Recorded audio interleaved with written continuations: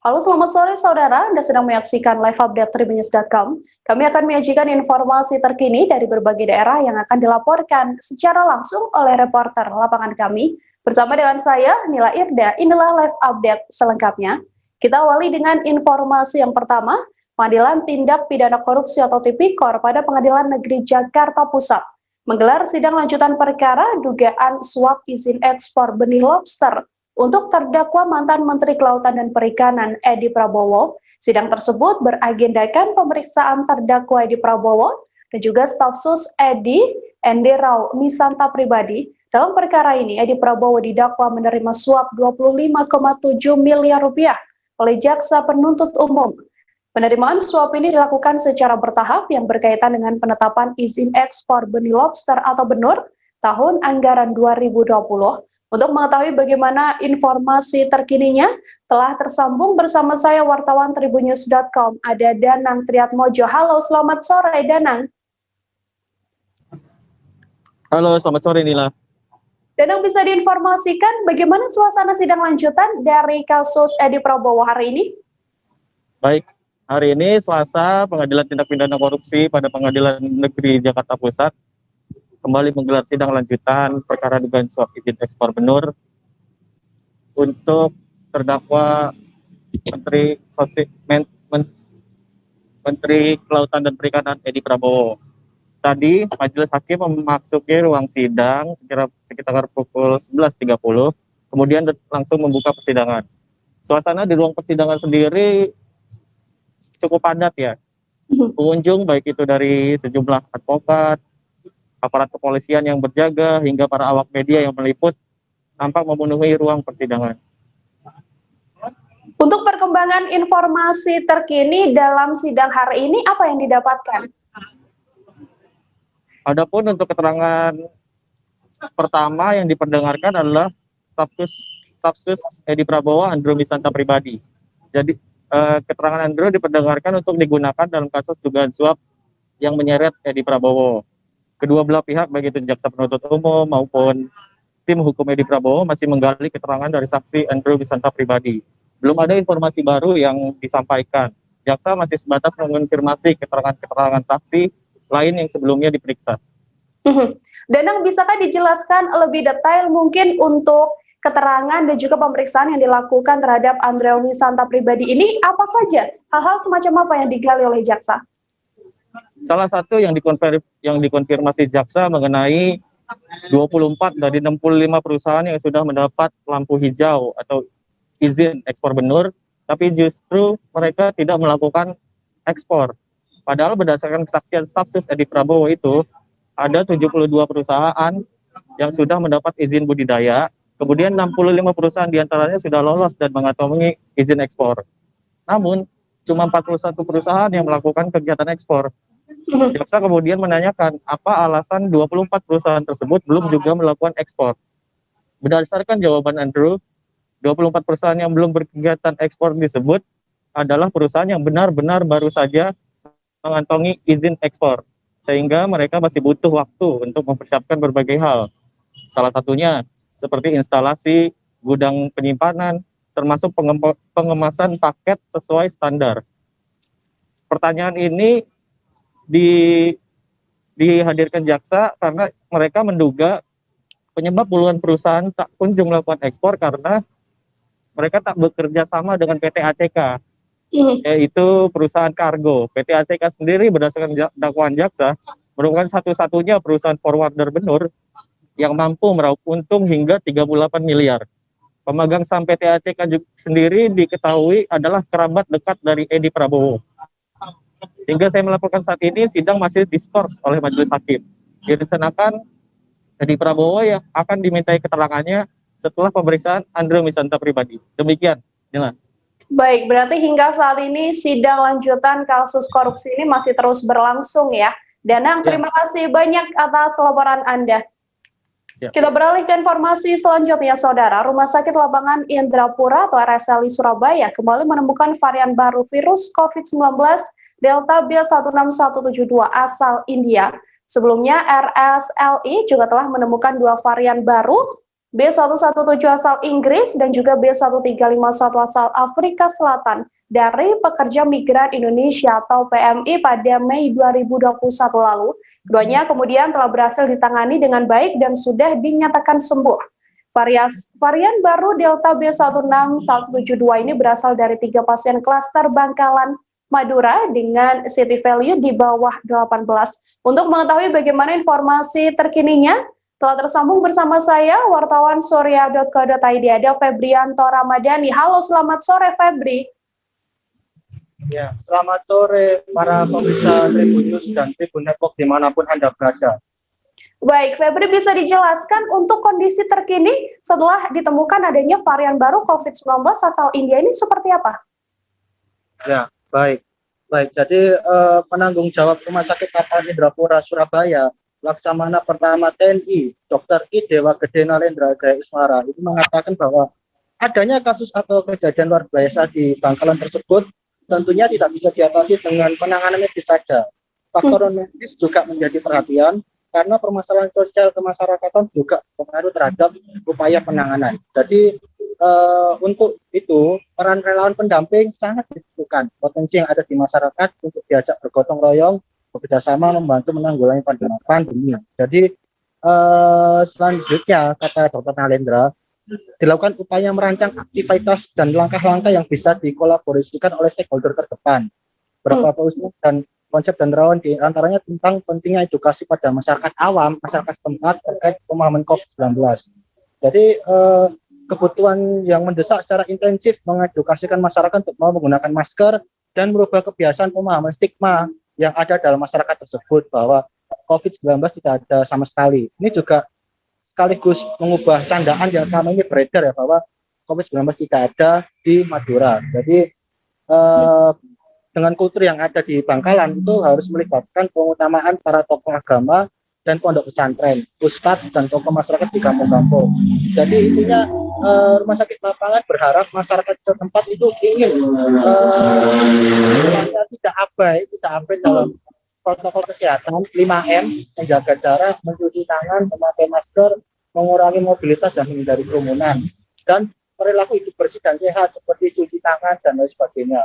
Jadi yang paling tak kalah penting adalah penanganannya adalah upaya penguatan dan peningkatan imunitas melalui asupan makanan bergizi serta meningkatkan kontribusi bagi ketangguhan masyarakat menghadapi wabah virus corona. Jadi dengan meningkatkan rasa gembira dan suasana keseharian yang tenang dan senang. Jadi kondisi saat ini di Rumah Sakit Lapangan adalah jumlah pasien yang dirawat hari ini kurang lebih mencapai 369 orang, terdiri dari pekerja migran Indonesia atau PMI, kemudian 64 orang itu, terus dari klaster Madura 210, klaster Pondok 12, dan pasien umum atau mandiri 83 orang.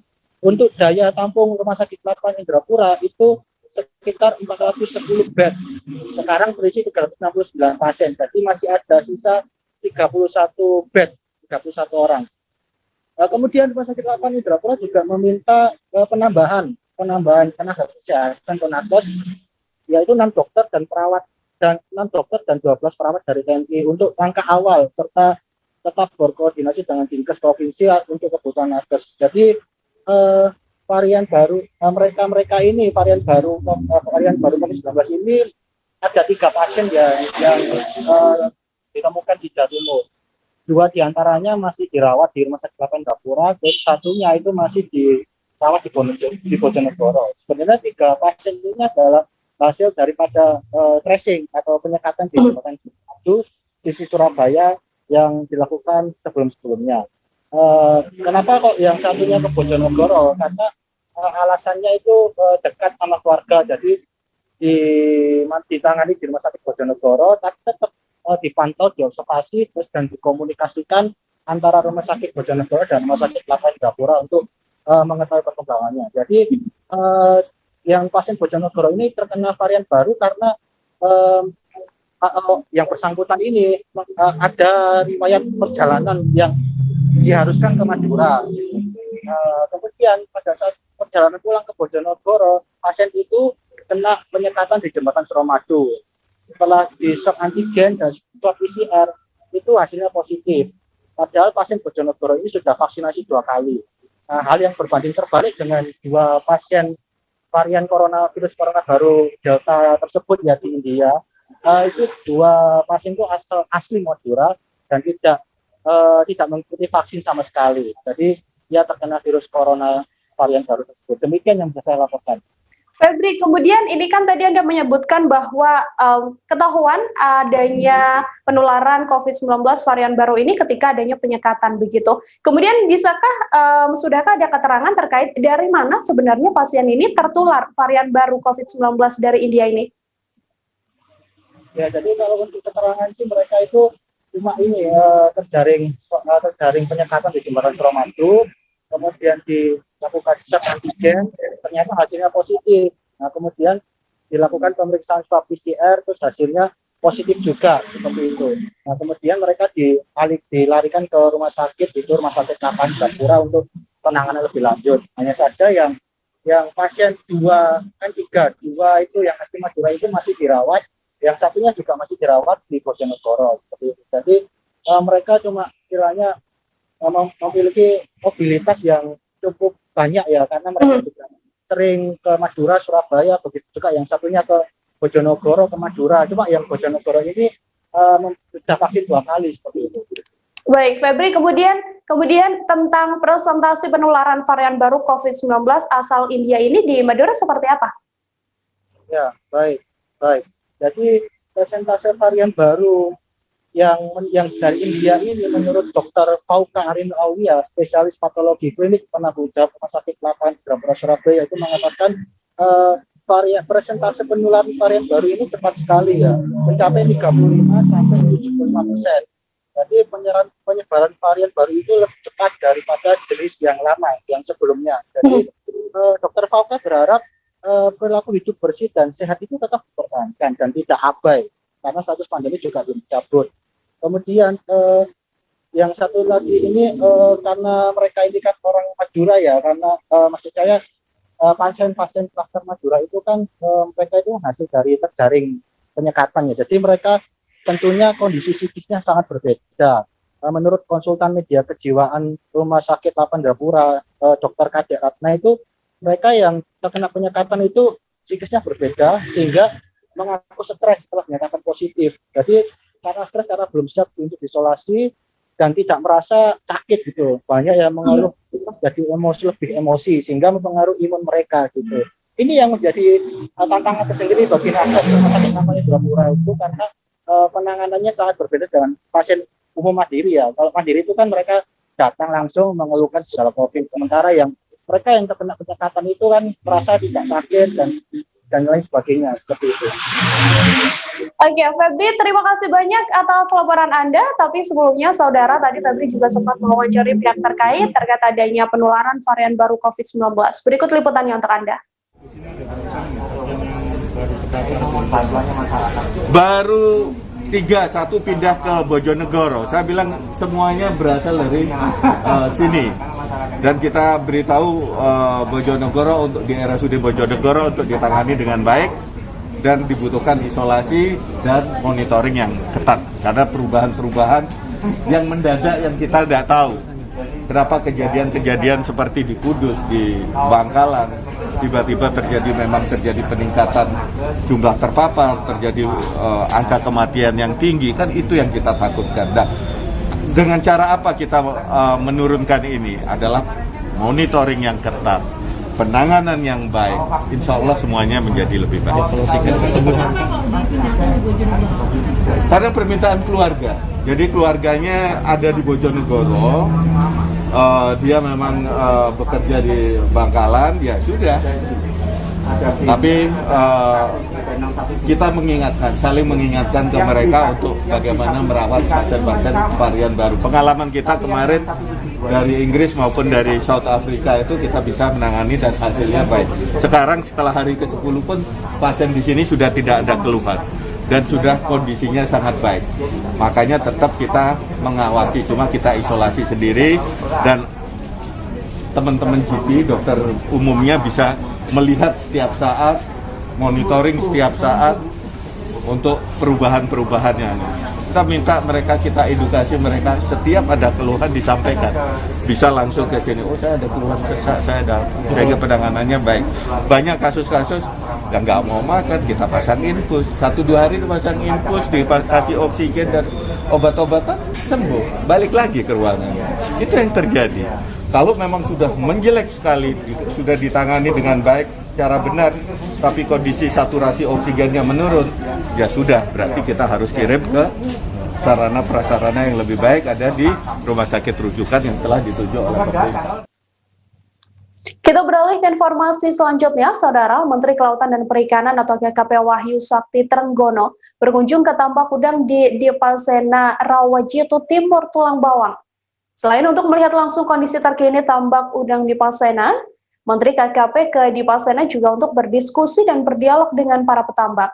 Menteri KKP datang dengan menumpang helikopter bersama jajaran KKP dan juga Ketua Komisi 4 DPR RI. Rombongan tersebut disambut langsung oleh Bupati dan juga beberapa jajaran. Untuk mengetahui bagaimana informasi terkininya, telah tersambung bersama saya, wartawan Tribun Lampung, ada Endra Zulkarnain. Halo Endra. Endra, selamat sore. Halo Mbak Nia. Baik, Endra bisa dijelaskan bagaimana aktivitas dan juga hal apa yang dilakukan oleh Menteri Kelautan dan Perikanan pada saat kunjungan tadi? Oke, tadi Pak Menteri Kelautan dan Perikanan Pak Sakti Wahyu Trenggono tiba di Bumi Dipasena, Kecamatan Rawajitu Timur, Kabupaten Tulang Bawang, sekitar pukul 10. Dia setiba di sana, dia berdialog dengan para petambak dan melihat situasi terkini yang ada di tambak di Dipasena. Karena pada Mei 1950, tambak Dipasena merupakan tambak terbesar di se-Asia Tenggara, Pak Nia. Endra, kemudian untuk pertambakan Dipasena sendiri, kondisinya saat ini seperti apa? Bisa dijelaskan? Kalau saat ini mereka pasca hengkangnya PT CPP dari Dipasena itu para petambak sekarang melakukan budidaya mandiri dari 16.250 hektar tambak yang ada di sana. Saat ini ada sekitar 3.000 hektar yang melakukan budidaya mandiri dengan panen harian 30-60 ton per hari, Mbak Nia.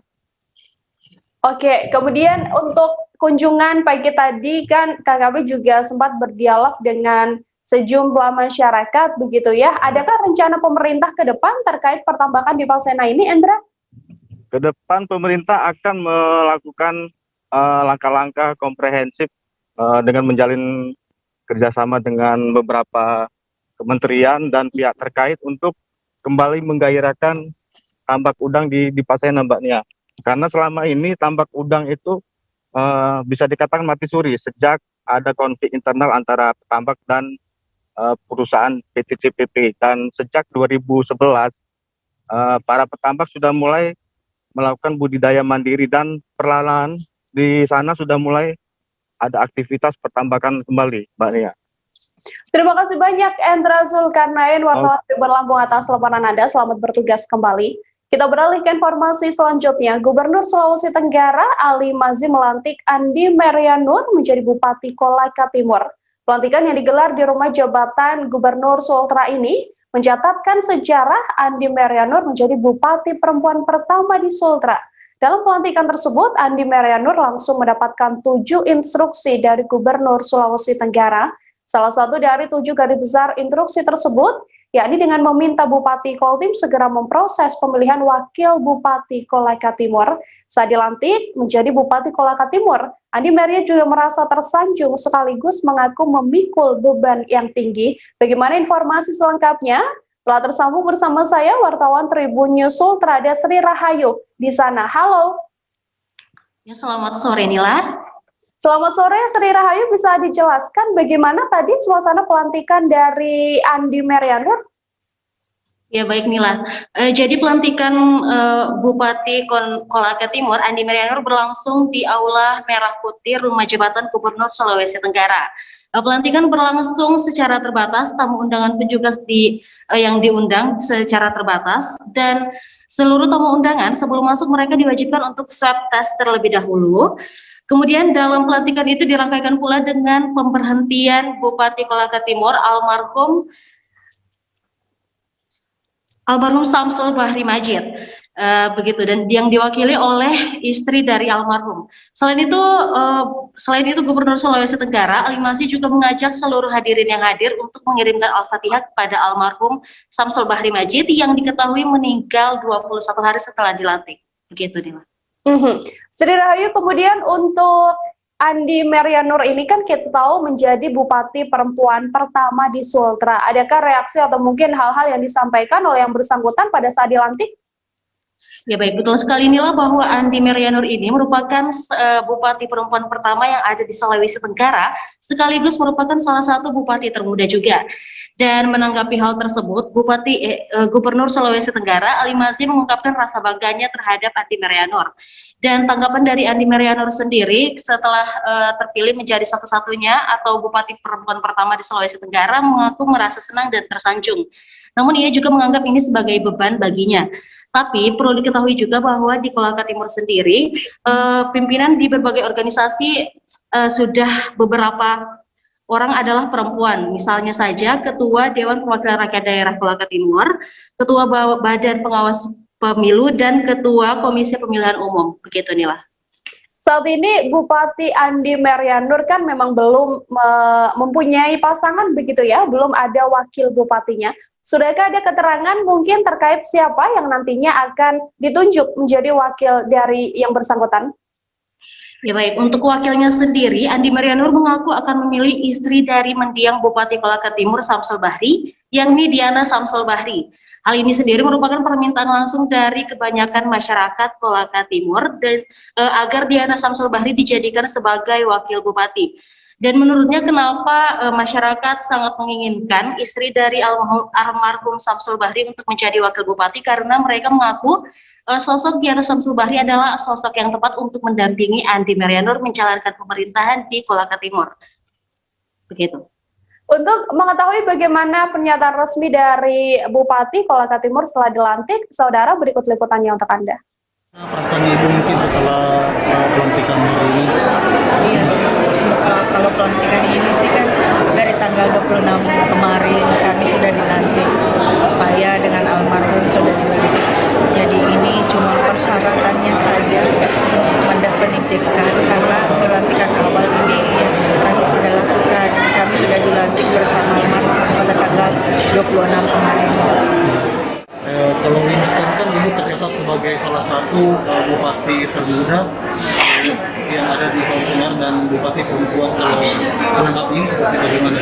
Apakah itu sebuah prestasi atau bagaimana? Iya, boleh dibilang sebuah prestasi, bisa juga, tetapi dalam hal biasa-biasa saja, karena namanya juga kepemimpinan itu tidak memandang laki dan perempuan, ya, siapapun bisa. Artinya dengan adanya saya sebagai bupati perempuan, dan memang sebelum-sebelumnya kan banyak ada beberapa wakil bupati perempuan, kami pun dari wakil bupati sejak 2016 kemarin kami sudah ini.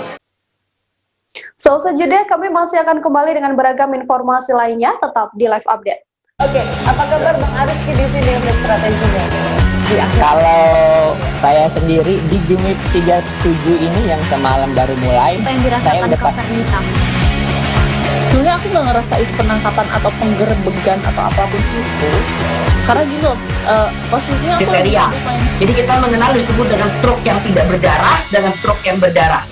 Stroke yang tidak berdarah itu biasanya ditandai dengan adanya penyumbatan. Kalau itu penyumbatan di sini mungkin pikirnya tidak ke situ kali ya, tapi kalau di Korea atau di Kamboja itu ada beberapa paper yang saya itu mas ya dulunya tukang koran. Oh gitu ya, tukang koran ya, saya baca itu tuh kan pernah baca kan ya.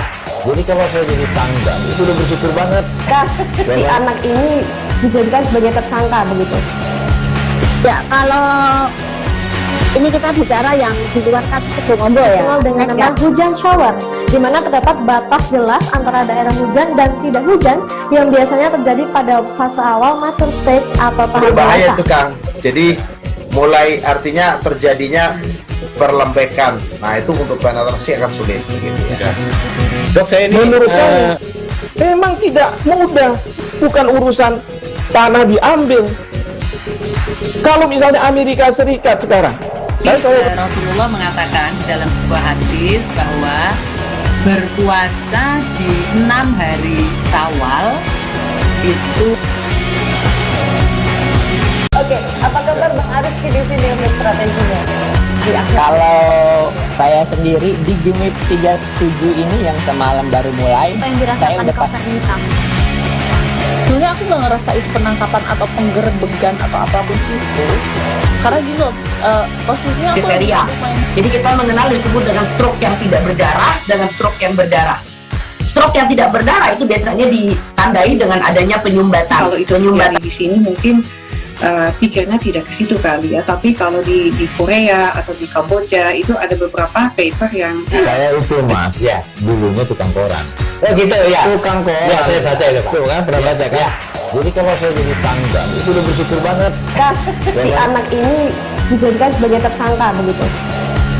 Ya kalau ini kita bicara yang di luar kasus Sebongombol ya, dengan nama hujan shower, di mana terdapat batas jelas antara daerah hujan dan tidak hujan yang biasanya terjadi pada fase awal mature stage atau tahap berbahaya itu Kang. Jadi mulai artinya terjadinya perlembekan. Nah itu untuk penetrasi akan sulit gitu ya. Dok saya ini menurut saya memang tidak mudah, bukan urusan tanah diambil. Kalau misalnya Amerika Serikat sekarang, Rasulullah mengatakan dalam sebuah hadis bahwa berpuasa di 6 hari Syawal itu. Oke, apa kabar Bang Arif di sini untuk strateginya? Kalau saya sendiri di Jumit 37 ini yang semalam baru mulai, saya udah pasti. Sebenarnya aku nggak ngerasain penangkapan atau penggerbegan atau apapun itu, karena gini loh, posisinya aku kriteria. Jadi kita mengenal disebut dengan stroke yang tidak berdarah dengan stroke yang berdarah. Stroke yang tidak berdarah itu biasanya ditandai dengan adanya penyumbatan. Kalau itu terjadi di sini mungkin pikirnya tidak ke situ kali ya, tapi kalau di Korea atau di Kamboja itu ada beberapa paper yang saya itu mas, ya dulunya tukang koran. Oh gitu ya, tukang koran. Ya saya baca itu pak. Tuh kan pernah baca kan? Ya. Jadi kalau saya jadi tanggang itu udah bersyukur banget. Si anak ini dijadikan sebagai tersangka begitu. Ya kalau ini kita bicara yang di luar kasus Sebongombol ya, dengan nama hujan shower, di mana terdapat batas jelas antara daerah hujan dan tidak hujan yang biasanya terjadi pada fase awal mature stage atau tahap berbahaya itu Kang. Jadi mulai artinya terjadinya perlembekan. Nah itu untuk penetrasi akan sulit gitu ya. Dok saya ini menurut saya memang tidak mudah, bukan urusan tanah diambil. Kalau misalnya Amerika Serikat sekarang, Rasulullah mengatakan dalam sebuah hadis bahwa berpuasa di 6 hari Syawal itu. Oke, apa kabar Bang Arif di sini untuk strateginya? Kalau saya sendiri di Jumit 37 ini yang semalam baru mulai, saya udah pasti. Sebenarnya aku nggak. Terima kasih Anda masih menyaksikan live update bersama dengan saya Nila Irda. Kita beralih ke informasi selanjutnya, saudara. Identitas mayat terbakar di Malawa, Kabupaten Maros yang ditemukan pada Jumat lalu akhirnya terungkap. Terungkapnya identitas mayat tersebut setelah sketsa dan juga rekonstruksi wajah disebarkan ke media sosial. Dari sana, sejumlah warga lantas mendatangi pihak kepolisian dan melaporkan kehilangan anggota keluarganya. Untuk mengetahui bagaimana informasi terkininya, telah tersambung bersama saya wartawan Tribun Timur ada Nurul Hidayah di sana. Halo Nurul. Halo Nurul.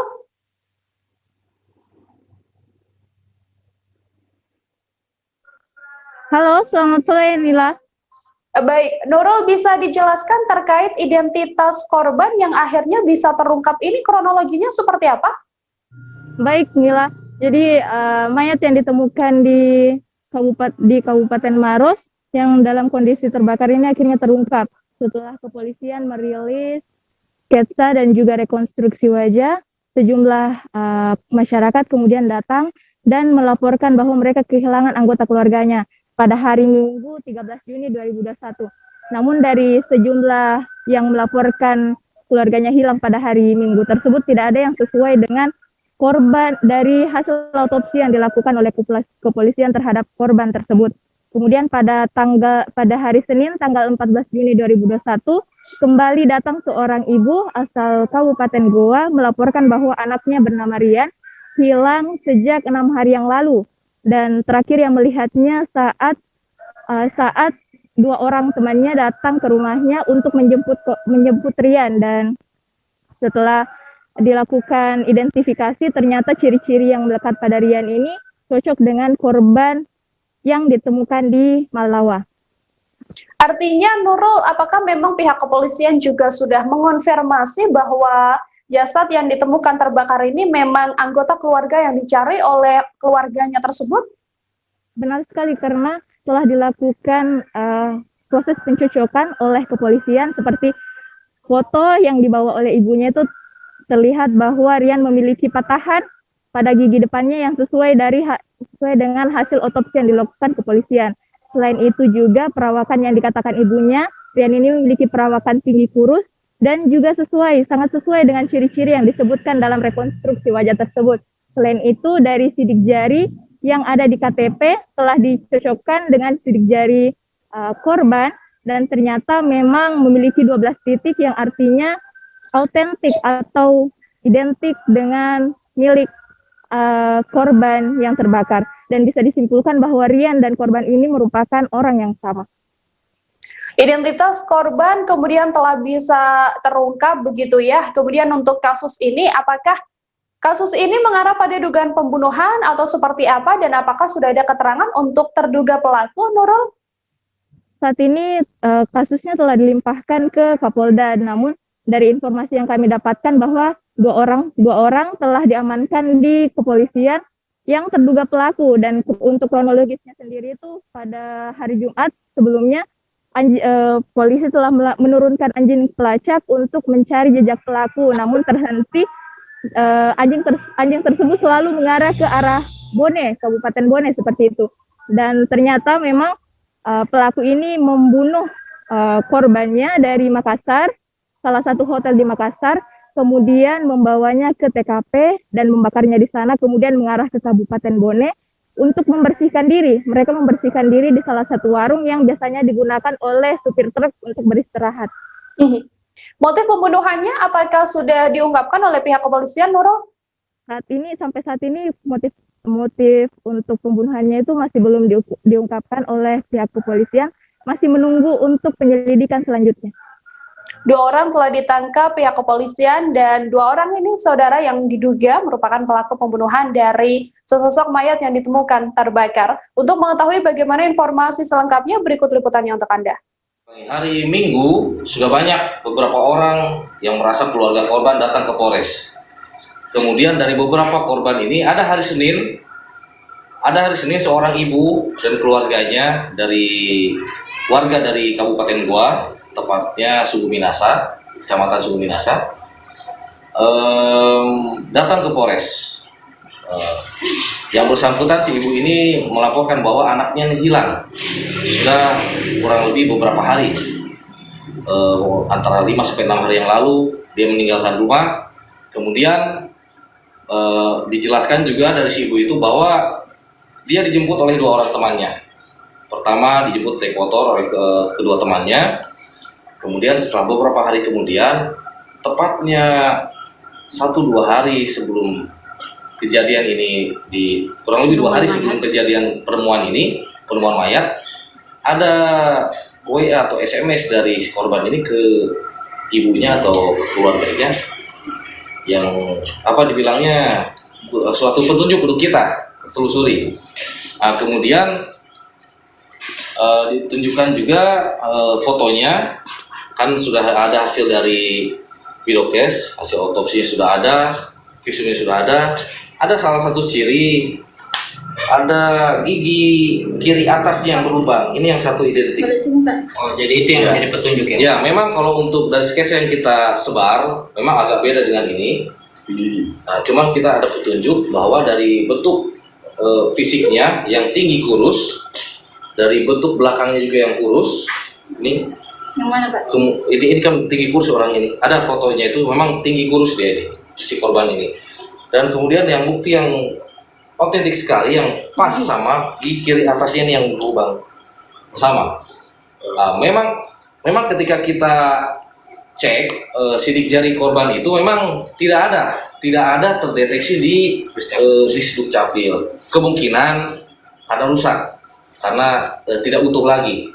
Sehingga ketika cara kami selanjutnya setelah itu KTP korban kita cocokkan dengan sidik jarinya korban.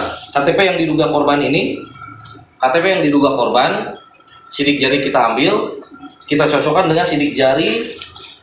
Jadi ini teman-teman, ini sidik jari terduga korban yang tadi melapor, diambil dari rekam iktp-nya, kemudian kita cocokkan dengan sidik jari korban yang ada di Rumah Sakit Bayangkara. Memang kita lihat sini teman-teman, memang secara kelihatan di sini kasat mata memang tidak utuh. Hanya kalau kita gunakan bukti pembanding sidik jari dari KTP, didapatkan beberapa sampel, 12 sampel titik yang identik. Dan sehingga kita bisa simpulkan sementara ini bahwa inilah korban. Kita beralih ke informasi selanjutnya, saudara. Vaksinasi massal dilakukan di alun-alun Kota Cilegon. Vaksinasi ini diselenggarakan oleh Dokes Polres Cilegon, menindaklanjuti program akselerasi vaksinasi nasional berbasis presisi Polri. Program ini memiliki sebanyak 3 juta sasaran dengan tujuan herd immunity di Indonesia. Berbagai elemen masyarakat juga diketahui mengikuti program vaksinasi ini. Tak sedikit juga para pekerja yang masih mengenakan seragam kerja pada saat mengikuti program vaksinasi ini. Vaksinasi dilakukan untuk umur 18-60 tahun yang memiliki KTP Cilegon. Untuk mengetahui bagaimana informasi selengkapnya terkait vaksinasi ribuan warga di alun-alun Kota Cilegon ini, telah tersambung bersama saya wartawan Tribun Banten, ada Hairul Ma'arif di sana. Halo Hairul. Hairul, selamat sore.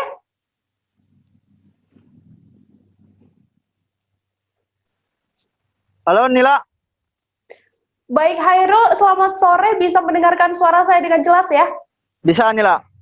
Bisa dijelaskan Hairul terkait bagaimana tadi pelaksanaan vaksinasi di alun-alun Cilegon? Baik Nila, terima kasih. Pelaksanaan vaksinasi di alun-alun Cilegon tadi dimulai sejak pukul 7.30 dan terpantau selesai pada saat pukul 15.00. Kondisi terkini dari alun-alun Kota Cilegon saat ini sudah sepi. Pelaksanaan vaksinasi hari pertama ini sudah selesai Nila. Apakah untuk vaksinasi hari ini kemudian mencapai target dari kuota vaksinasi, Hairul?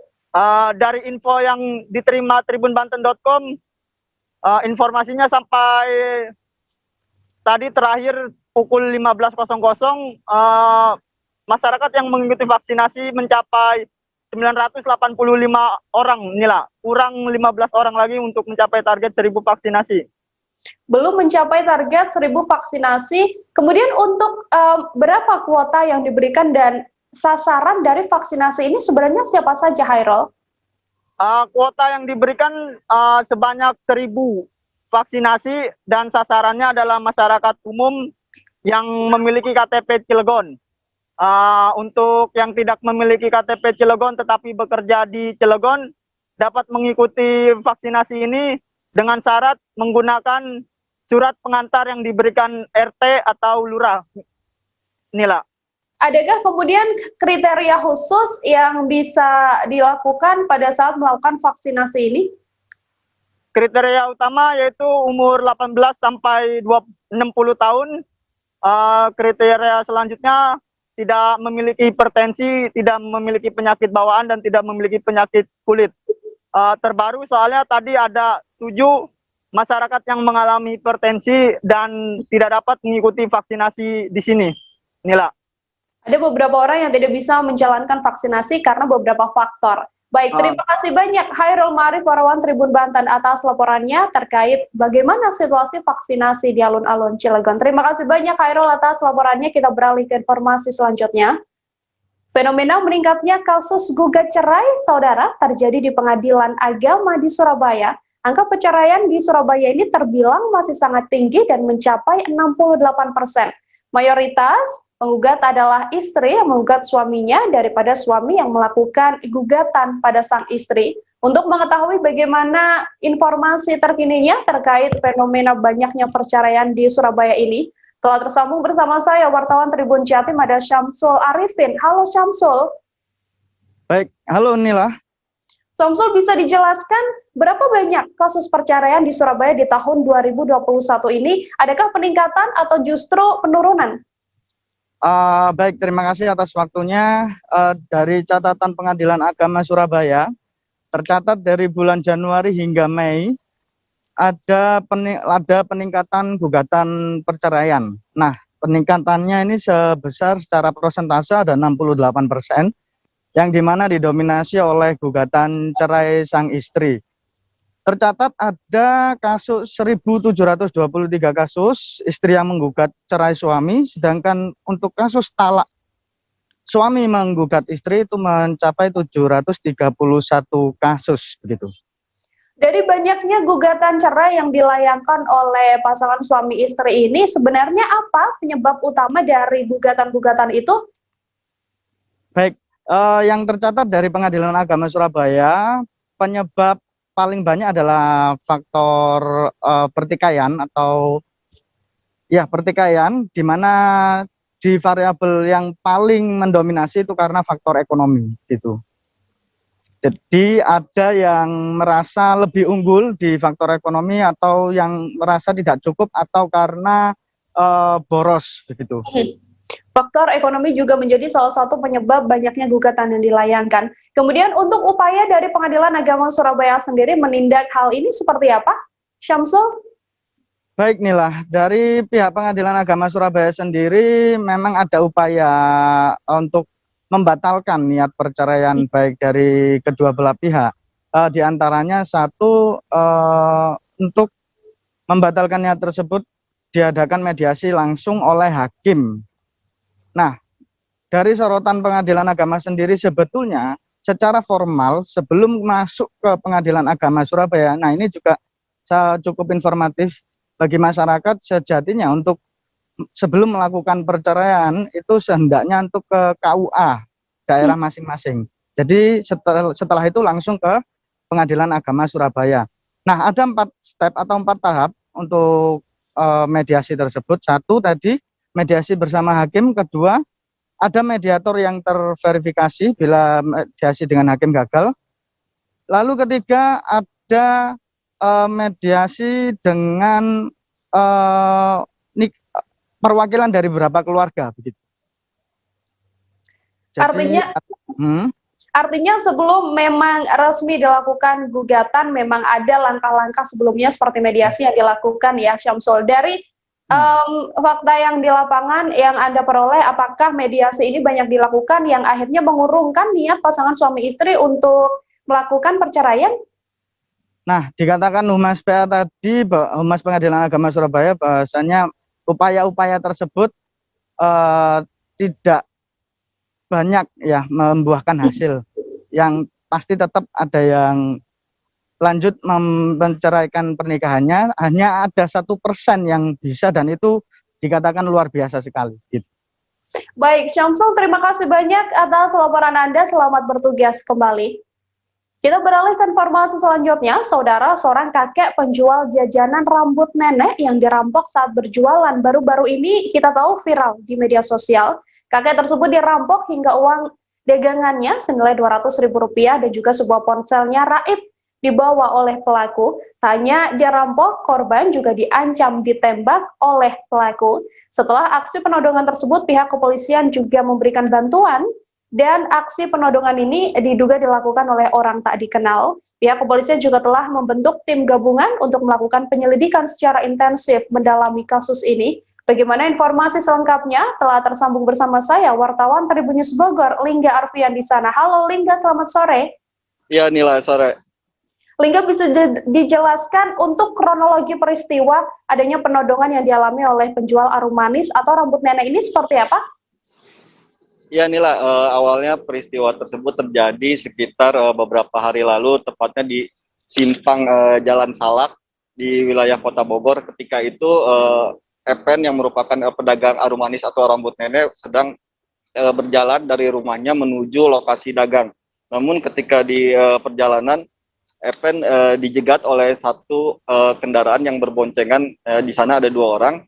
Epen pun kemudian ditanya identitas dan alamat tinggal gitu. Namun ketika itu Epen pun tidak membawa identitas dan meminta agar orang tersebut ke rumahnya. Namun ketika itu orang tersebut memaksa yang kemudian meminta Epen mengeluarkan barang berharga. Di situ Epen pun merasa curiga yang kemudian mencoba melawan. Namun para penodong itu mengancam akan melakukan penembakan. Namun ketika itu di lokasi penodong itu pun langsung mengambil barang berharga yang ada di laci tempat dagang. Seperti itu, Nila. Tadi saya sempat menyinggung bahwa kerugian memang nominal berapa ratus ribu rupiah dan juga ponsel milik korban juga dibawa oleh pelaku. Apakah memang seperti itu informasinya, Lingga? Ya, benar sekali, Nila. Dari keterangan yang diterima oleh kami dari penjual aromanis bahwa ada sekitar uang sebesar 200.000. Uang tersebut merupakan hasil dari penjualan yang didapatnya sejak beberapa hari lalu. Kemudian setelah itu juga handphonenya baru dibeli sejak beberapa hari lalu. Seperti itu, Nila. Ponsel dan juga uang tunai dibawa oleh pelaku. Apakah korban selanjutnya membuat laporan pada pihak kepolisian, Lingga? Ya, tadi juga sampai sempat menanyakan hal tersebut, namun Epen mengatakan bahwa pihaknya sebenarnya tidak ingin hal tersebut diketahui banyak orang. Namun saat kejadian ada seorang pembeli ataupun pengguna jalan yang mengabadikan momen peristiwa itu yang kemudian diviralkan melalui media sosial. Dari kasus tersebut kemudian viral sehingga menjadi atensi pihak kepolisian. Seperti itu, Nila. Artinya saat ini langkah-langkah apa yang kemudian dilakukan oleh pihak kepolisian? Terduga pelaku apakah langsung diburu atau seperti apa informasinya? Ya, Nila, sejak beredar informasi tersebut, pihak kepolisian melalui Satreskrim Polresta Bogor Kota langsung mendatangi penjual arumanis tersebut ke rumahnya, kemudian melakukan penyelidikan lebih dalam. Setelah itu, polisi pun membentuk tim gabungan antara Polsek Bogor Tengah dan Satreskrim Polresta Bogor Kota. Setelah itu, Kapolresta Bogor Kota pun meminta tugasnya ataupun pegawainya gitu, bawahannya untuk memberikan bantuan, menyalurkan bantuan sejumlah uang kepada Epen. Itu pun diakui Epen uang tersebut digunakan untuk membeli handphone baru gitu. Karena handphone tersebut merupakan sangat penting ketika ia mau memesan bahan baku dari hasil penjual bahan baku untuk barang yang akan dijualnya, seperti itu. Untuk kondisi dari korban sendiri, Bapak penjual aromanis ini seperti apa setelah mengalami penodongan? Apakah mengalami trauma atau semacamnya, Lingga? Ya, Nila, ia pun sempat mengalami khawatir gitu, namun karena memang kebutuhan untuk mencari nafkah, karena memang Epen sendiri tinggal sendiri, sedangkan 2 anaknya berada di luar kota dan istrinya sudah meninggal dunia. Untuk itu ia pun selanjutnya langsung terus berdagang gitu, tidak ada rasa takut ataupun cemas gitu. Meskipun ada sedikit rasa khawatir, namun dia tetap menjalankan profesinya di tempat yang sama, bekerja, mencari nafkah, menjual aromanis, seperti itu. Oke, tadi Lingga, saudara juga sempat mewawancarai yang bersangkutan. Berikut liputannya untuk Anda. Rapat. Terus? Ya, nanyain KTP. Dan nanyain KTP, bahasa sebagai apa? Sebagai polisi. Coba bapak saya lihat kartu KTA-nya sama surat tugas. Saya di sini belum pernah nanyain KTP apa-apa, nggak ada, maka berani yang KTP. Itu kan kantong kalau ada uang, saya nggak ada uang kok, cuma uang segini, taruh, itu dibuka KBK, Bas Camat loh. Kata dianya? Silakan Bas Camat ya, nggak apa-apa, kita. Dia sudah bukan data sama HP, dia rapi. Beragam informasi lain masih akan kami hadirkan dalam program Live Update seusai jeda selengkapnya. Oke, apa kabar Bang Arifki di sini untuk strateginya? Kalau saya sendiri di Jumit 37 ini yang semalam baru mulai, saya udah hitam. Sebenarnya aku nggak ngerasain penangkapan atau penggerbegan atau apapun itu. Karena gini loh, posisinya aku kriteria. Jadi kita mengenal disebut dengan stroke yang tidak berdarah dengan stroke yang berdarah. Stroke yang tidak berdarah itu biasanya ditandai dengan adanya penyumbatan. Kalau itu terjadi di sini mungkin pikirnya tidak ke situ kali ya, tapi kalau di Korea atau di Kamboja itu ada beberapa paper yang saya itu mas, ya dulunya tukang koran. Oh gitu ya, tukang koran. Ya saya baca itu pak. Tuh kan pernah baca kan? Ya. Jadi kalau saya jadi tangga itu udah bersyukur banget. Si anak ini dijadikan sebagai tersangka begitu.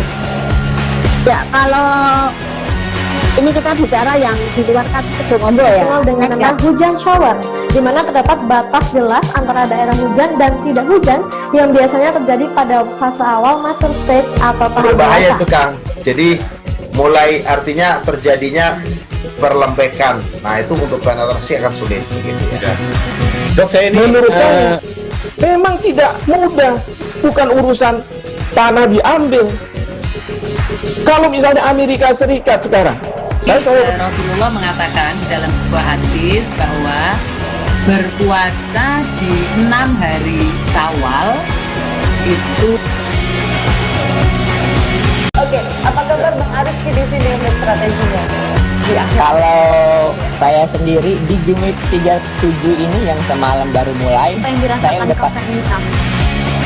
sebenarnya aku nggak ngerasain penangkapan atau penggerbegan atau apapun itu, karena gini loh, posisinya aku kriteria. Jadi kita mengenal disebut dengan stroke yang tidak berdarah dengan stroke yang berdarah. Stroke yang tidak berdarah itu biasanya ditandai dengan adanya penyumbatan. Kalau itu terjadi di sini mungkin pikirnya tidak ke situ kali ya, tapi kalau di Korea atau di Kamboja itu ada beberapa paper yang saya itu mas, ya dulunya tukang koran. Oh gitu ya, tukang koran. Ya saya baca itu pak. Tuh kan pernah baca kan? Ya. Jadi kalau saya jadi tangga itu udah bersyukur banget. Si anak ini dijadikan sebagai tersangka begitu. Ya kalau ini kita bicara yang di luar kasus Situbondo ya, dengan nama hujan shower, di mana terdapat batas jelas antara daerah hujan dan tidak hujan yang biasanya terjadi pada fase awal master stage atau tahap berbahaya itu Kang. Jadi mulai artinya terjadinya perlembekan. Nah itu untuk penetrasi akan sulit gitu ya. Dok saya ini menurut saya memang tidak mudah, bukan urusan tanah diambil. Kalau misalnya Amerika Serikat sekarang, Rasulullah mengatakan dalam sebuah hadis bahwa berpuasa di 6 hari Syawal itu. Oke, apa kabar Bang Arif di sini dengan strateginya? Kalau saya sendiri di Jumit 37 ini yang semalam baru mulai, saya udah sebenarnya aku nggak ngerasain penangkapan atau penggerbegan atau apapun itu, karena gini loh, posisinya aku kriteria. Jadi kita mengenal disebut dengan stroke yang tidak berdarah dengan stroke yang berdarah. Stroke yang tidak berdarah itu biasanya ditandai dengan adanya penyumbatan. Kalau itu terjadi di sini mungkin pikirnya tidak ke situ kali ya, tapi kalau di Korea atau di Kamboja itu ada beberapa paper yang saya itu mas, ya dulunya tukang koran. Oh gitu ya, tukang koran. Ya saya baca itu pak. Tuh kan pernah baca kan? Ya. Jadi kalau saya jadi tangga itu udah bersyukur banget. Si anak ini dijadikan sebagai tersangka begitu. Ya kalau ini kita bicara yang di luar kasus Situbondo ya, dengan nama hujan shower, di mana terdapat batas jelas antara daerah hujan dan tidak hujan yang biasanya terjadi pada fase awal master stage atau tahap berbahaya itu Kang. Jadi mulai artinya terjadinya perlembekan. Nah itu untuk penetrasi akan sulit gitu ya. Dok saya ini menurut saya memang tidak mudah, bukan urusan tanah diambil. Kalau misalnya Amerika Serikat sekarang, Rasulullah mengatakan dalam sebuah hadis bahwa berpuasa di 6 hari Syawal itu. Oke, apa kabar Bang Arif di sini dengan strateginya? Kalau saya sendiri di Jumit 37 ini yang semalam baru mulai, saya udah sebenarnya aku nggak ngerasain penangkapan atau penggerbegan atau apapun itu, karena gini loh, posisinya aku kriteria. Jadi kita mengenal disebut dengan stroke yang tidak berdarah dengan stroke yang berdarah. Stroke yang tidak berdarah itu biasanya ditandai dengan adanya penyumbatan. Kalau itu terjadi di sini mungkin pikirnya tidak ke situ kali ya, tapi kalau di Korea atau di Kamboja itu ada beberapa paper yang saya itu mas, ya dulunya tukang koran. Oh gitu ya. Tukang koran. Ya saya baca itu Pak. Tuh kan, pernah baca kan? Ya. Jadi kalau saya jadi tanggal itu udah bersyukur banget. Si anak ini dijadikan sebagai tersangka begitu. Ya kalau ini kita bicara yang di luar kasus Situbondo ya. Dengan nama hujan shower, di mana terdapat batas jelas antara daerah hujan dan tidak hujan yang biasanya terjadi pada fase awal mature stage atau tahap Berbahaya dewasa. tuh Kang. Jadi mulai artinya terjadinya perlembekan. Nah itu untuk penetrasi akan sulit gitu ya. Dok, saya ini menurut saya memang tidak mudah, bukan urusan tanah diambil. Kalau misalnya Amerika Serikat sekarang, Rasulullah mengatakan dalam sebuah hadis bahwa berpuasa di 6 hari Syawal itu. Oke, apa kabar Bang Arif di sini untuk strateginya? Kalau saya sendiri di Jumit 37 ini yang semalam baru mulai, saya udah Sebenarnya aku nggak ngerasa itu penangkapan atau penggerbegan atau apapun itu, karena gini loh, posisinya aku Kriteria. Jadi kita mengenal disebut dengan stroke yang tidak berdarah dengan stroke yang berdarah. Stroke yang tidak berdarah itu biasanya ditandai dengan adanya penyumbatan. Kalau itu terjadi di sini mungkin pikirnya tidak ke situ kali ya, tapi kalau di Korea atau di Kamboja itu ada beberapa paper yang Saya itu Mas, ya dulunya tukang koran. oh gitu ya. Tukang koran. Ya saya baca itu Pak. Tuh kan, pernah baca kan? Ya. Jadi kalau saya jadi tanggal itu udah bersyukur banget. Si anak ini dijadikan sebagai tersangka begitu. Ya kalau ini kita bicara yang di luar kasus Situbondo ya. Dengan nama hujan shower, di mana terdapat batas jelas antara daerah hujan dan tidak hujan yang biasanya terjadi pada fase awal mature stage atau tahap Berbahaya dewasa. tuh Kang. Jadi mulai artinya terjadinya perlembekan. Nah itu untuk penetrasi akan sulit gitu ya. Dok, saya ini menurut saya memang tidak mudah, bukan urusan tanah diambil. Kalau misalnya Amerika Serikat sekarang, Rasulullah mengatakan dalam sebuah hadis bahwa berpuasa di 6 hari Syawal itu. Oke, apa kabar Bang Arif di sini untuk strateginya? Kalau saya sendiri di Jumit 37 ini yang semalam baru mulai, saya udah Sebenarnya aku nggak ngerasa itu penangkapan atau penggerbegan atau apapun itu, karena gini loh, posisinya aku kriteria. Jadi kita mengenal disebut dengan stroke yang tidak berdarah dengan stroke yang berdarah. Stroke yang tidak berdarah itu biasanya ditandai dengan adanya penyumbatan. kalau itu terjadi di sini mungkin pikirnya tidak ke situ kali ya, tapi kalau di Korea atau di Kamboja itu ada beberapa paper yang Saya itu Mas, ya dulunya tukang koran. oh gitu ya. Tukang koran. Ya saya baca itu Pak. Tuh kan, pernah baca kan? Ya. Jadi kalau saya jadi tanggal itu udah bersyukur banget. Si anak ini dijadikan sebagai tersangka begitu.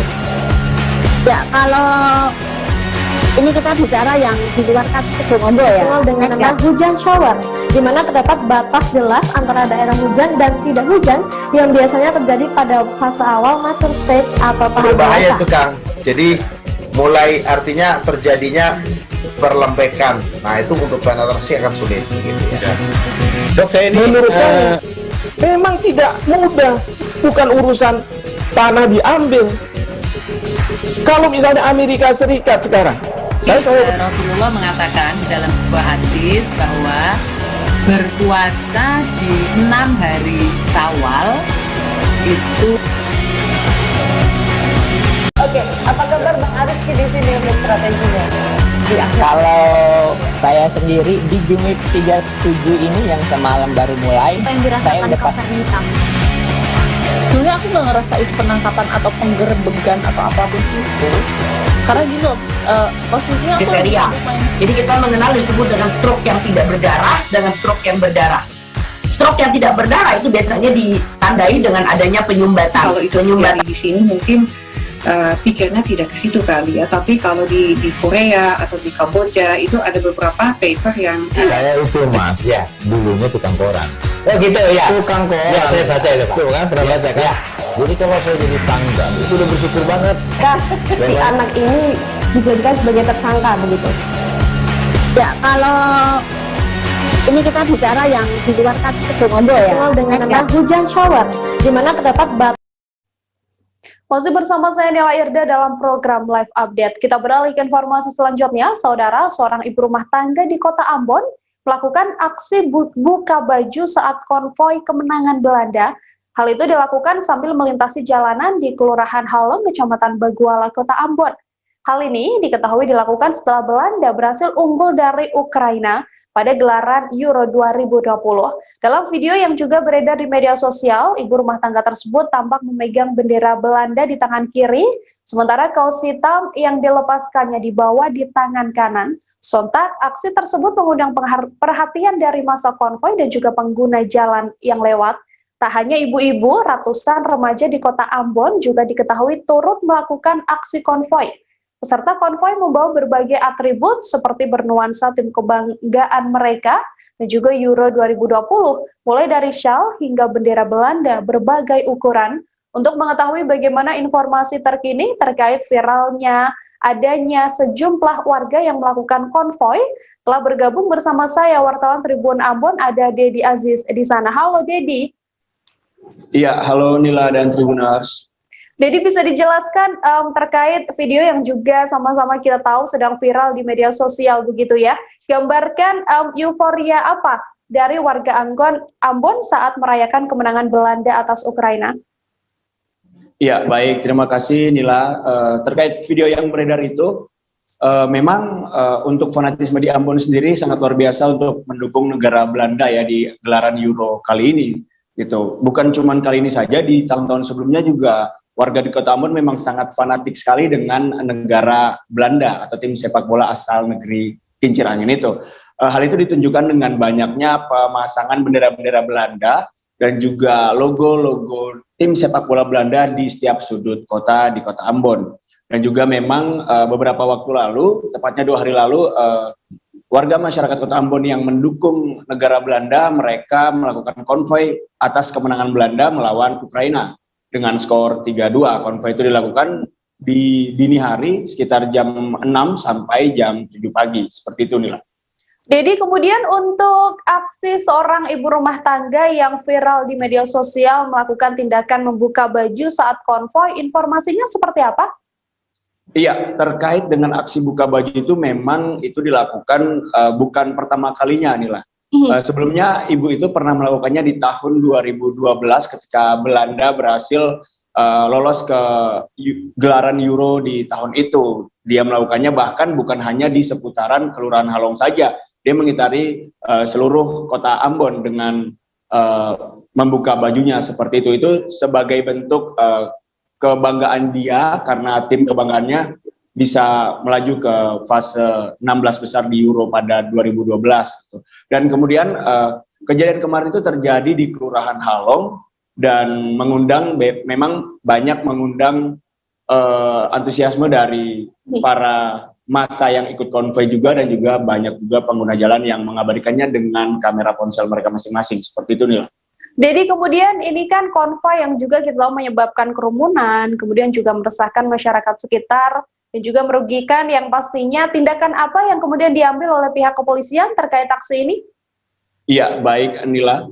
Terkait aksi konvoi ini terjadi di 2 titik lokasi di kota Ambon. Yang pertama di Kelurahan Halong, yang kedua ada di Kecamatan Sirimau, kota Ambon, tepatnya di pusat kota Ambon. Untuk aksi buka baju dan konvoi yang berkerumunan, saat ini tribunambon.com masih mendapat konfirmasi dari Kapolsek Sirimau, Kapolsek Kecamatan Sirimau.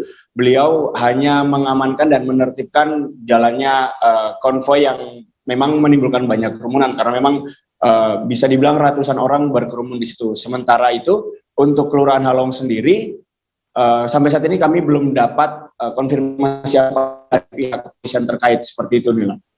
Antisipasi apa yang kemudian mungkin akan dilakukan oleh pihak kepolisian menghindari aksi serupa yang bisa memicu gesekan antar supporter bola? Iya, dari kepolisian Polsek Sirimau sendiri, mereka menghimbau masyarakat agar nonton di rumah saja, karena memang beberapa titik di Kota Ambon sudah mulai melakukan nonton bareng seperti itu Nila, karena memang hal itu bisa memicu kerumunan dan juga gesekan antar supporter, mengingat fanatisme di Kota Ambon untuk sepak bola sendiri sangat besar seperti itu Nila. Untuk Kota Ambon sendiri bisa dijelaskan, Dedi, sebenarnya di kawasan mana saja yang bisa dikatakan sebagai basis terbesar dari pendukung Belanda? Iya, untuk data yang kami himpun kemarin, ada beberapa titik yang memang menjadi kawasan yang menjadi basis untuk pendukung Belanda. Salah satunya ada di Kelurahan Batu Meja, kemudian ada juga di kawasan Galala Kota Ambon, dan ada juga di kawasan Rumah 3 Kota Ambon. Dan yang paling besar itu ada di kawasan Kota Ambon. Dan siang tadi mereka baru membuat yang namanya Taman Belanda. Jadi sebuah taman yang dimana dihiasi dengan pernak-pernik negara kincir angin tersebut, mulai dari bendera, bahkan mereka memiliki bendera berukuran besar, yakni 15 kali 3 meter. Seperti itu, Nila. Dedi, terima kasih banyak atas laporan Anda, selamat bertugas kembali. Ya. Kita lanjutkan dengan informasi selanjutnya, penerimaan peserta didik baru atau PPDB tingkat sekolah dasar di Kota Padang. Memasuki hari kedua, saudara, berbagai persoalan kendala masih dirasakan oleh sejumlah orang tua yang akan mendaftarkan anaknya. Salah satunya adalah lupa membawa kartu keluarga. KK sendiri merupakan salah satu syarat diperlukan saat PPDB tahun ini, sementara tahun sebelumnya hanya perlu membawa surat keterangan domisili. Namun tahun ini keterangan domisili tidak lagi berlaku untuk PPDB. Untuk mengetahui bagaimana informasi selengkapnya, telah tersambung bersama saya wartawan Tribun Padang, ada Rima Kurniati di sana. Halo Rima. Halo Nila. Rima, bisa dijelaskan bagaimana terkait PPDB yang dilakukan oleh sejumlah calon peserta didik di Kota Padang?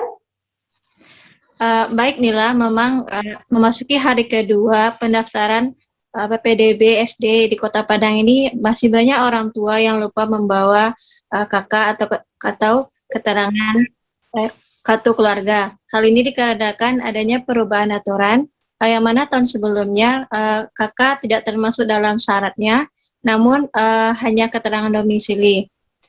Jadi itulah yang membuat orang tua masih bingung dengan persyaratan yang masih sama seperti itu. Baik, Rima, kemudian untuk orang tua yang lupa membawa KK begitu ya, langkah-langkah apa yang selanjutnya dilakukan oleh para orang tua ini? Untuk orang tua yang lupa membawa KK, para pihak sekolah akan meminta mereka untuk kembali pulang dan untuk harus membawa KK tersebut dan akan datang pada hari selanjutnya, karena pendaftaran ini akan dibuka selama 4 hari dari tanggal 14 sampai tanggal 19 Juni 2020. Untuk suasana pada saat sejumlah orang tua kemudian mendaftarkan anaknya seperti apa, Rima, di Kota Padang sendiri, bisa dijelaskan? Pada hari pertama memang pendaftaran sangat ramai, orang tua datang, tapi sebelum datang mereka harus mematuhi protokol kesehatan terlebih dahulu. Di depan setiap sekolah itu sudah ada tersedia tempat cuci tangan dan juga diharuskan menggunakan masker. Kemudian mereka kebagian untuk mengambil formulir, lalu mendaftar sesuai dengan jalur atau zona yang jalur pendaftaran yang akan mereka ikuti. Baik, Rima Kurniati, wartawan Tribun Padang, terima kasih banyak atas laporan Anda terkait PPDB online SD di Padang dan dengan perkara yakni banyak orang tua yang lupa membawa kartu keluarga. Kita beralih ke informasi selanjutnya, saudara. Sejumlah tentara melakukan aksi membangun desa yang kali ini diketahui telah digelar kembali di tahun 2021. TMDD atau Tentara Membangun Desa ini merupakan program operasi bakti TNI yang dilaksanakan lintas sektoral dan juga terpadu dengan kementerian, lembaga pemerintahan non-kementerian, Polri, pemerintah desa, dan juga komponen masyarakat. Hal ini diketahui dilakukan untuk meningkatkan kesejahteraan masyarakat dan memantapkan wawasan berbangsa dan bernegara melalui kegiatan fisik khususnya di daerah tertinggal, rawan bencana, dan juga daerah perbatasan. Untuk mengetahui bagaimana informasi selengkapnya terkait Tentara Bangun Jalan di Kota Bitung, telah tersambung bersama saya, wartawan Tribun Manado, ada Christian Wayongkere. Halo Christian. Ya, halo rekan Nila, selamat malam Tribuners. Selamat malam, Christian, bisa dijelaskan terkait program TMDD di Manunggal Membangun Desa ini sebenarnya seperti apa? Ya, terima kasih rekan Tribuners dan rekan Nila. Untuk pelaksanaan program TNI Manunggal Membangun Desa tahun 2021 ini sudah merupakan TMMD ke-111 yang merupakan program unggulan dari TNI Angkatan Darat, di mana kali ini berlangsung di wilayah Kodim 1310 Bitung, tepatnya di Kelurahan Kumersot, Kecamatan Renuwulu, Kota Bitung, Provinsi Sulawesi Utara. Tadi sudah diawali dengan pembukaan, yang mana dalam pembukaan tadi berlangsung di lapangan Kodim 1310 Bitung, di mana Wali Kota Bitung Insinyur Maurus Mantiri bertindak sebagai inspektur upacara. Dan dalam penyampaiannya, pemerintah daerah mendukung sepenuhnya program yang menyasar atau yang akan bertujuan membantu masyarakat yang bergelut di sektor pertanian. Rekan Nila. Untuk lokasinya, untuk pelaksanaan TMDD di tahun 2021 ini detailnya seperti apa, Christian?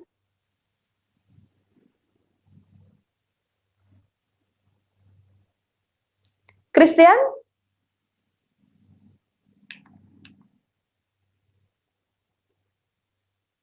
Baik, saudara, kami mengalami kendala dengan wartawan Tribun Manado, Christian Wayongkere. Namun tadi Christian telah mewawancarai pihak terkait adanya tentara bangun jalan di Kota Bitung, Provinsi Sulawesi Utara ini. Berikut selengkapnya liputannya untuk Anda. Tergantung permintaan dari pemerintah setempat. Kita bisa mengerjakan jalan ataupun rumah atau yang lain-lain. Yang intinya untuk kesejahteraan masyarakat. Itu bukan hanya pekerjaan fisik saja, tapi ada juga non fisik. Di situ ada pembelajaran tentang hukum, tentang lalu lintas, tentang protokol kesehatan juga, tentang pertanian dan lain sebagainya. 19 item. Berarti melibatkan pihak terkait, Pak Jenderal? Semua dinas terkait dilibatkan. Oke, siap. Kita beralih ke informasi selanjutnya. Warga Desa Beku, Karanganom, Klaten mendadak menjadi miliarder karena menerima ganti untung tol uang ganti rugi atau GR tanah terdampak tol Yogyakarta Solo sebesar 1,3 miliar rupiah. Uang tersebut merupakan kompensasi lantaran rumah dan kebun milik warga seluas 735 meter persegi yang berada di Dusun Sidorejo akan diterjang oleh Proyek Strategis Nasional atau PSN. Kepala desa setempat juga mengatakan bahwa di desanya ada sebanyak 69 bidang tanah milik warga yang terdampak tol Yogyakarta Solo, termasuk fasilitas publik di desa tersebut ada sejumlah rumah, satu masjid dan juga 2 kompleks pemakaman yang ikut diterjang rencana pembangunan tol Yogyakarta Solo. Untuk mengetahui bagaimana informasi selengkapnya, telah tersambung bersama saya wartawan Tribun Jogja ada Al-Murfi Sofyan. Halo Sofyan. Halo, selamat petang Nila. Selamat petang Sofyan, bisa dijelaskan terkait update ganti untung atau ganti rugi pembangunan jalan tol Yogyakarta Solo di Klaten ini sudah sampai tahap mana? Oke, terima kasih Nila. Bisa saya sampaikan pada pagi tadi Selasa 15 Juni 2021 berlangsung musyawarah penetapan bentuk ganti kerugian pembangunan jalan tol Yogyakarta Solo di Desa Beku, Kecamatan Karanganom, Kabupaten Klaten, Provinsi Jawa Tengah. Total di Desa Beku terdapat 69 bidang tanah yang terdampak pembangunan tol. Nah, dari 69 bidang tanah tersebut, 50 bidang merupakan milik warga dan 19 bidang lainnya merupakan tanah kas desa. Adapun bentuk tanah di desa ini merupakan lahan persawahan, kebun, rumah warga hingga fasilitas publik seperti masjid hingga kompleks pemakaman. Demikian Nila. Sofyan, untuk warga yang kemudian menerima ganti rugi, apakah ada yang sampai menerima uang hingga miliaran rupiah? Ya, dari 69 bidang tanah tersebut terdapat beberapa warga yang mendapatkan ganti rugi hingga miliaran seperti warga bernama Abdul Halim di mana tanah dan kebunnya seluas 735 meter persegi bakal diterjang oleh pembangunan jalan tol Yogyakarta Solo. Di tanah dan kebun seluas 735 meter persegi tersebut bakal mendapat ganti untung sebesar 1,3 miliar. Meski mendapat ganti untung sebesar 1,3 miliar, namun warga tersebut merasa sedih karena bakal meninggalkan rumah dan kebun yang sudah dia tempati selama puluhan tahun. Demikian, Nila. Untuk rencana pembangunan jalan tol Yogyakarta Solo di Klaten ini, apakah memang sempat ada ketegangan antara warga dan juga pihak yang akan melakukan pembangunan jalan tol atau berjalan baik-baik saja? Sofyan. Ya, Nila, dapat saya sampaikan hingga sejauh ini berdasarkan keterangan dari Kepala Badan Pertanahan Nasional Klaten atau BPN Klaten, dari 17 desa yang telah melakukan musyawarah penggantian tol, belum ada satu warga pun yang menolak atau mengajukan ke pengadilan. Dari 17 desa yang sudah menjalani musyawarah penggantian tol tersebut, sebanyak 7 desa telah menerima pembayaran ganti kerugian. Demikian, Nila. Baik, artinya hampir seluruh warga yang terdampak rencana pembangunan tol ini menerima uang ganti rugi yang diberikan oleh pemerintah. Terima kasih banyak Sofyan, wartawan Tribun Jogja, atas laporannya. Selamat bertugas kembali. Informasi tadi sekaligus menutup perjumpaan kita dalam live update kali ini. Masih di tengah pandemi, saudara, kami terus mengingatkan Anda untuk selalu menerapkan protokol kesehatan dimanapun Anda berada. Terus memakai masker, mencuci tangan, menjaga jarak, menghindari kerumunan dan juga membatasi mobilitas serta interaksi. Saya Nila Irda beserta kru yang bertugas pamit undur diri. Terima kasih dan sampai jumpa. Jangan lupa like, subscribe, dan share ya.